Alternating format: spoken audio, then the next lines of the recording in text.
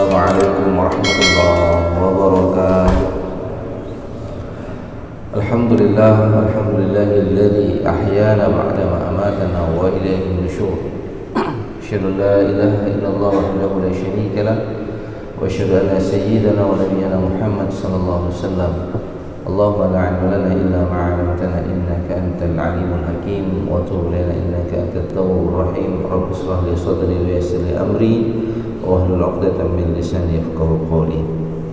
Alhamdulillah, semoga setiap nikmat yang Allah titipkan kepada kita bertambah ketaatan seiring dengan umur kita yang semakin berkurang.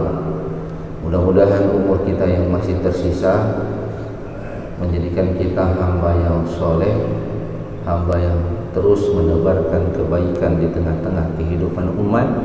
Dan ketika Allah mengambil nyawa kita, mudah-mudahan kita meninggal dalam husnul khatimah. Kaum muslimin sidang jamaah salat subuh yang dimuliakan oleh Allah Subhanahu wa taala, pada subuh ini kita akan lanjutkan kajian kita. Kita akan masuk, kalau kemarin 4 pertemuan kita bicara tentang perencanaan keuangan bagi seorang muslim, maka beberapa waktu yang akan datang kita akan membahas adab-adab dalam bekerja dan berbisnis. Jemaah yang dimuliakan oleh Allah Subhanahu wa taala, materi ini saya coba kumpulkan dari 2 kitab. Yang pertama Al-Muntaqa fi Targhib wa Tarhib, dan yang kedua Al-Iqtisad Al-Bait Al-Muslim. Jemaah yang dimuliakan oleh Allah, ada 10 adab dalam bekerja ataupun dalam berbisnis. Insyaallah kita akan bahas 5 pada subuh ini, dan kita lanjutkan 5 lagi pada subuh yang akan datang. Jemaah yang dimuliakan oleh Allah Subhanahu wa taala, yang pertama adalah ketika kita bekerja ataupun ketika kita berbisnis, maka niat kita harus kita luruskan bahwa bekerja, berbisnis yang kita lakukan itu dilandasi karena mencari ridha dari Allah Subhanahu wa taala. Jadi nawaitu kita, niat kita itu lillah, sama sebagaimana kita sholat. Bahwa kita sholat, kita beribadah, kita puasa, kita haji, tujuannya karena mencari ridha dari Allah.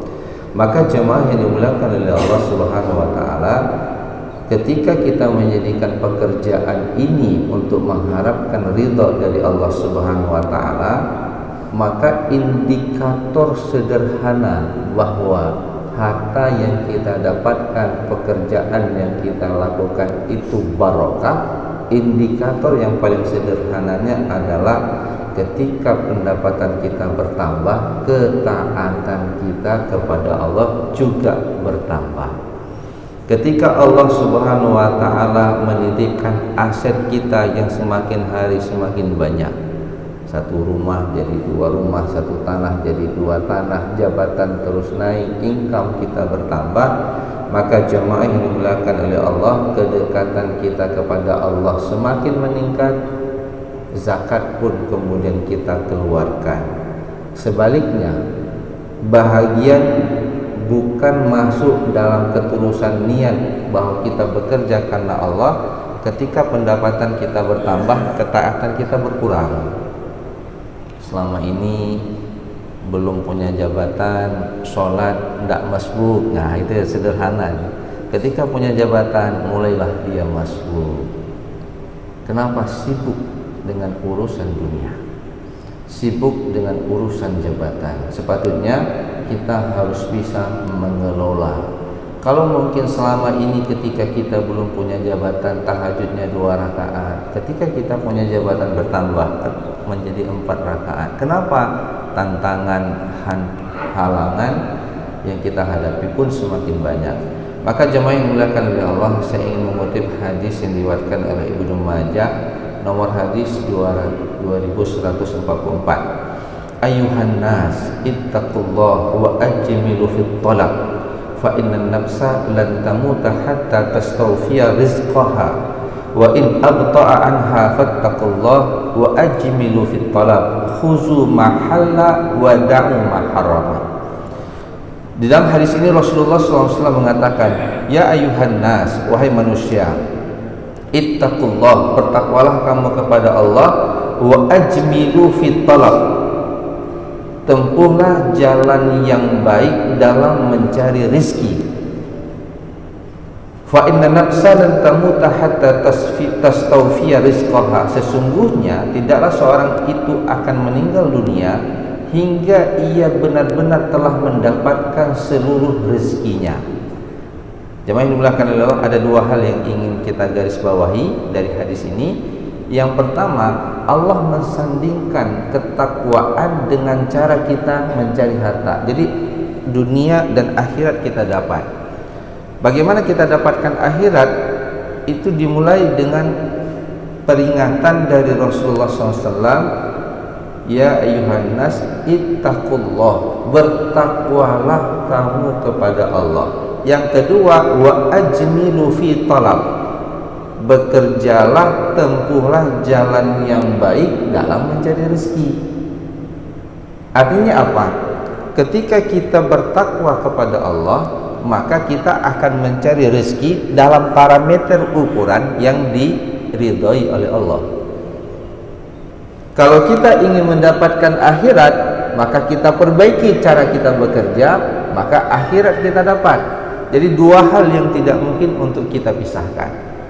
Maka jamaah yang dimuliakan oleh Allah, ada orang yang kemudian menghalalkan segala cara bekerja ya dengan cara yang tidak dibenarkan oleh Allah, terlibat dengan riba, suap, yang menjual sesuatu yang diharamkan oleh Allah, karena dia berpikir rezeki saya nggak cukup, uang saya nggak cukup. Pada Allah Subhanahu wa taala mengatakan, fa innan nafsa lan tamuta hatta tasfiya rizqaha, bahwa seseorang itu tidak akan mati sebelum dia mendapatkan rezekinya secara sempurna.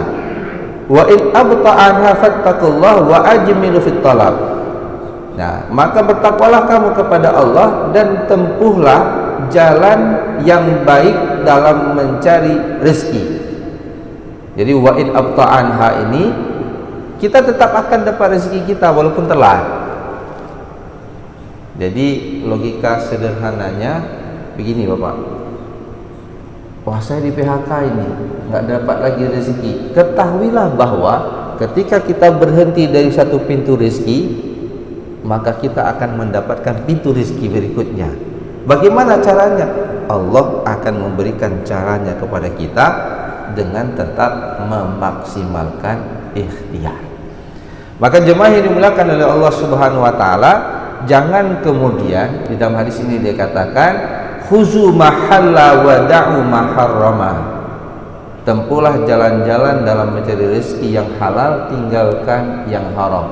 Artinya begini, kalau jatah rezeki kita 100 juta, kita tempuh jalan yang haram 100 juta juga, tapi haram. Nah gitu dia. Kalau kemudian kita tempuh cara yang halal, tetap 100 juta. Sekarang kita mau pilih yang mana? Karena rezeki kita sudah dibudgeting oleh Allah Subhanahu wa taala. Kita saja yang kemudian memilih mana jalan yang akan kita tempuh, jalan yang halal ataupun jalan yang haram. Ini yang pertama. Jadi luruskan niat, Pak. Innama a'malu binniyat. Ini bukan hanya dalam masalah ibadah. Segala sesuatu itu sangat tergantung kepada niat seseorang dalam melakukan sebuah amal. Kalau dia cari dunia, dia dapatkan dunia. Kalau dia cari akhirat, dia akan dapatkan keduanya. Maka jemaah yang dimuliakan oleh Allah Subhanahu wa taala, ini menjadi hal yang paling utama ketika kita memulai sebuah usaha ataupun kegiatan bisnis. Yang kedua, jemaah yang dimuliakan oleh Allah Subhanahu wa taala, kita memastikan bahwa usaha yang kita lakukan itu halal, terhindar dari bisnis yang terlarang, sebagaimana hadis yang saya telah jelaskan tadi. Kadang-kadang kita menghalalkan segala cara karena kita berpikir, kalau saya tidak menghalalkan segala cara, saya tidak akan mendapatkan rezeki. Padahal rezeki itu sudah digaransi oleh Allah Subhanahu wa taala. Jadi pastikan Bapak Ibu, ibu-ibu yang bekerja, tempuh pekerjaan yang halal.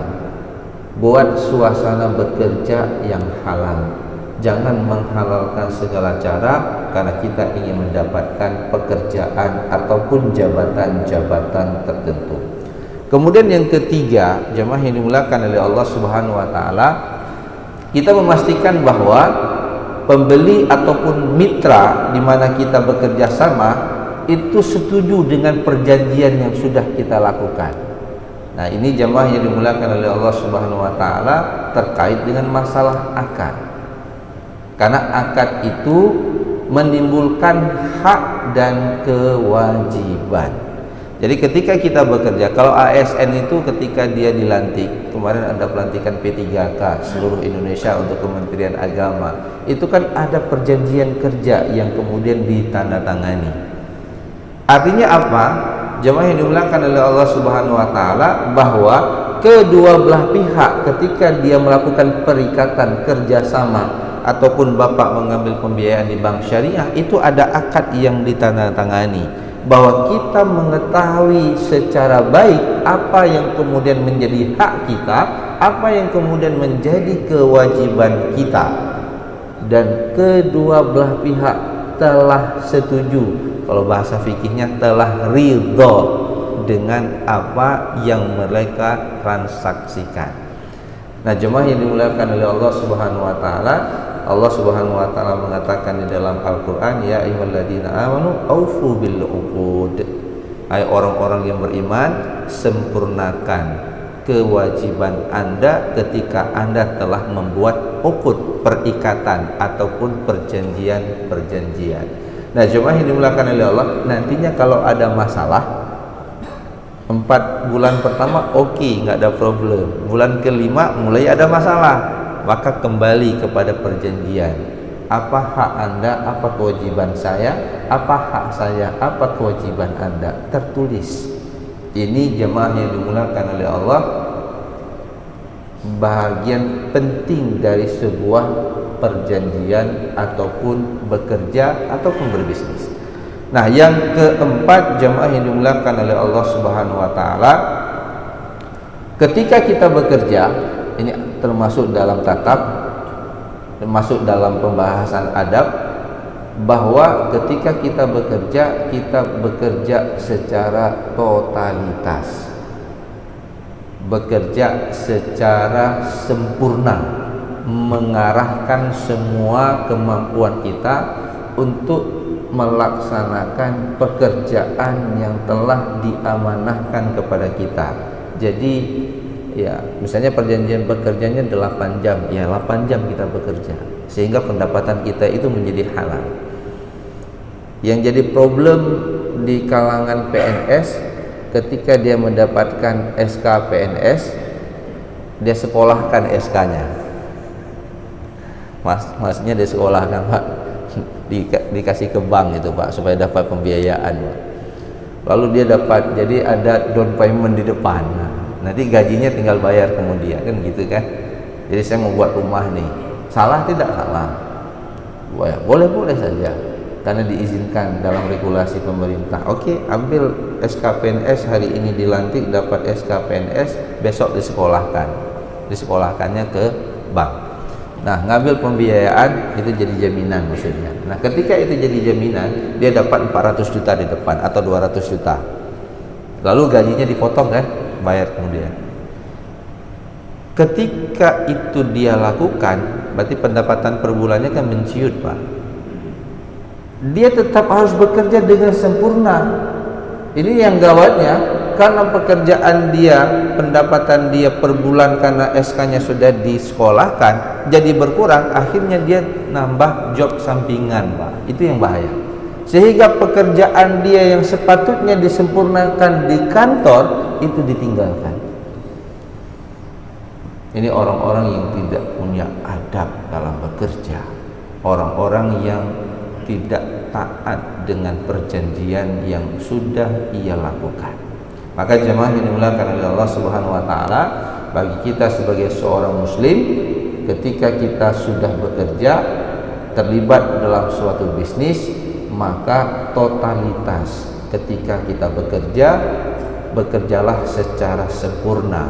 Ini yang kemudian jemaah yang dimuliakan oleh Allah, kalau kita rujuk nantinya kepada Nabi Ibrahim, Nabi Ibrahim itu mendapatkan peringkat Khalilullah di dalam Al-Quran, sampai hari ini kita juga berselawat kepada Nabi Muhammad, lalu juga berselawat kepada Nabi Ibrahim, itu karena Nabi Ibrahim ketika melaksanakan perintah Allah bekerja secara totalitas. Jadi tidak ada perintah Allah yang tidak dikerjakan dengan sebaik-baiknya.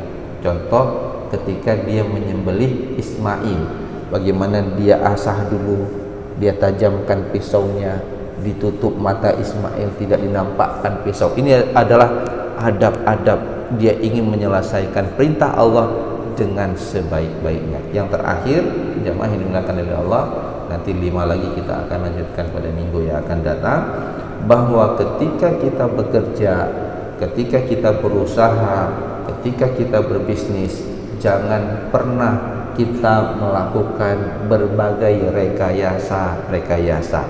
Contoh, dalam bisnis itu ada yang dilarang oleh Allah dan oleh Rasulullah SAW, apa yang disebut dengan bai'un najasi. Apa yang dimaksud bai'un najasi, jamaah yang dimuliakan oleh Allah Subhanahu wa taala, yaitu kita melakukan rekayasa permintaan seolah-olah banyak orang suka dengan produk kita. Jadi kita merekayasa bahwa ada orang, kalau saya sering kasih contoh begini, dulu ada orang jualan obat Pak di depan masjid saya waktu saya masih SMP. Jadi ketika dia jualan obat kurap misalnya, ya ini obatnya bagus sekali, kalau ditaruh di kulit yang ada kurapnya, bukan kurapnya saja hilang, kulitnya hilang, sembuh gitu Pak ya. Jadi ketika dibuka harga ini, harganya 10.000, siapa yang membeli? Orang pada beli semua Pak. Itu kawan dia semua Pak. Kawan dia semua udah dikasih duit. Jadi kita pas datang situ bengong, Umar rame yang belum. Akhirnya kita beli juga Pak. Pas kita beli, ternyata udah 1 kilo kita pakai. Nggak sembuh Pak. Nah ini sekarang terjadi juga Pak di dalam jual beli saham. Jadi saham itu ketika dilepas akan ada permintaan, tapi permintaannya palsu Pak. Dia merekayasa permintaan. Nah cuman ada orang tanya sama saya, kalau kita buka restoran, kafe, itu banyak papan bunganya, apakah itu termasuk rekayasa? Ya kan? Wah, banyak kali itu, nampaknya enak makanan di situ. 2 bulan kemudian tutup itu Pak. Nah ini mungkin kadang-kadang ya, apa istilahnya, sesama pedagang, sesama pengusaha saling mendukung. Kan sering tuh, saya buka kafe baru, tolong dong papan bunganya. Kadang-kadang kita nggak tulis papan bunganya, dia pesan sendiri Pak. Dia pesan sendiri, seakan-akan banyak sekali yang mengucapkan selamat, padahal uang dia juga Pak. Nah jemaah yang dimuliakan Allah, apakah ini termasuk, ada yang tanya seperti itu, apakah ini termasuk juga rekayasa? Ini nggak, mungkin solidaritas Pak. Tapi nah sekarang kan kadang-kadang ada yang buka ini Pak, buka kafe tertentu, saya nggak bilang, saya mau memperhatikan di beberapa toko-toko baru atau kafe-kafe baru yang jualan ya, itu pas dia buka pertama Pak, itu antriannya panjang Pak. Mungkin brandnya sudah terkenal ya, beli gitu ya, orang lihat, mama nggak tanya, ayo kita coba, gitulah ya. Orang Aceh itu suka mencoba yang baru biasanya. Nah jemaah yang dimuliakan oleh Allah, pada intinya jangan sampai kita melakukan rekayasa permintaan yang kemudian permintaan itu palsu. Artinya sederhana, jangan nipu, jangan nipu dalam kita bekerja, dalam kita berusaha, karena Rasulullah SAW itu melarang kita untuk terlibat dalam upaya bai'un najasi. Jadi jual beli yang itu melakukan rekayasa sehingga kemudian kita mendapatkan keuntungan, tapi kita melakukan kezaliman, menipu saudara-saudara kita. Jamaah yang dimuliakan oleh Allah Subhanahu wa taala, ini beberapa adab bekerja dan berbisnis di dalam Islam. Ada 5 dari 10. Insyaallah kita akan lanjutkan pada minggu yang akan datang. Kita akan bahas 10 5 berikutnya. Hadanallahu wa iyyakum ajma'in, wallahu muwaffiq ila aqwamit thariq. Assalamualaikum warahmatullahi wabarakatuh. Allahu ala Muhammad sallallahu alaihi wasallam. Sallallahu ala Muhammad sallallahu